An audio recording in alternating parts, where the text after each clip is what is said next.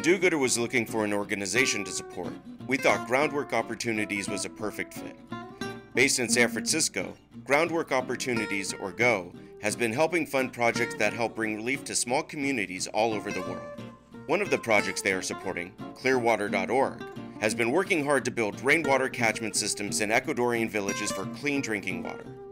To learn more about these water systems and GO, we recently talked with Jenny O'Connor, one of the founders of Groundwork Opportunities at the Do-Gooder headquarters in Mill Valley, California. So I think it was the first trip to Africa that really solidified for me the work that I wanted to do and the direction I wanted to take. And that trip, which was about 5 years ago, I happened to meet a Sudanese refugee. We were there working with different refugees from Sudan and Eritrea on repatriation issues and issues in refugee camps, such as water and healthcare. And I went to the home of a refugee named Dorothy, and she was living in a small 8x8 room with about 15 other people and her children, and she welcomed us so graciously and with so much positivity into her home and offered us everything she had, coffee, popcorn. And I learned so much from that experience. I never thought about what it was like to be a refugee, to have no home or status or protection under any government or country before that. And it really impacted me and what I wanted to do and the direction I wanted to take with my work.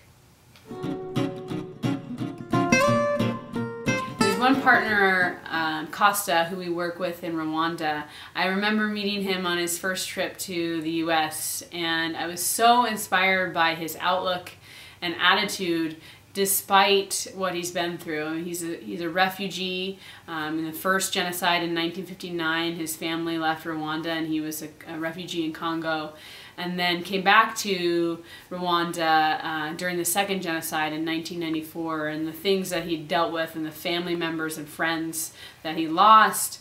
I remember thinking that was such a hard and difficult experience, and I didn't know how he could be so positive and loving, but he was, and he is this shining example of how you have to take each moment and decide to be happy and positive and make every decision based out of love and with a lot of heart. And he does that every day, and he's an example of that for everyone he meets, everyone he touches and sees. He spreads love and light and positivity, and in his community he's helping them heal with community reconciliation projects and helping them learn how to cope and move forward in a really positive way. And I think he's just one of the most inspiring people I've ever met.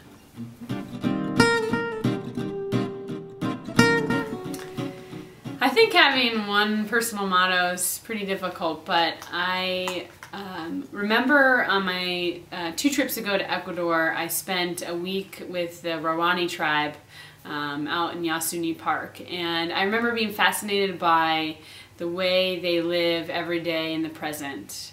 Not only is their language solely in the present, there's no sense of future tense or past tense, that they're really living each day for that day. And it was really refreshing, given the way we live in the Western world, to spend that week with them and think about each day as a gift, and each day as today is today, today is what counts, and today is what matters, and what you do today is more important than anything else. And I think I really have seen that in a lot of my work across cultures, whether it's Africa or Asia or my time with the Rawani. I value that outlook and that time to spend each day and make it count. And I think if there's any one motto, when I wake up every day, I really try to think about that and think about what I can do today and how I can make today count.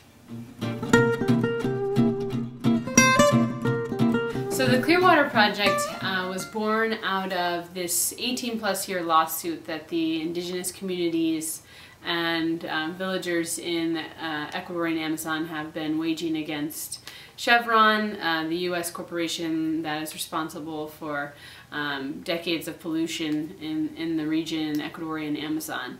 And instead of focusing on this never-ending lawsuit and it could end now or never, we felt that it was really important to honor the need for access to basic human rights and solutions moving forward for the communities now. One of the main needs that we found and the communities expressed was clean water. This basic, human right that we all take for granted, the access to clean water. And for decades, these communities have suffered without clean water due to pollution, oil pollution, as well as lack of infrastructure and sanitation. Last year, the ClearWater Project was born, and we started a pilot project with communities. It's a community-led project, and we started a pilot in October, and we've installed around 72 rainwater catchment systems,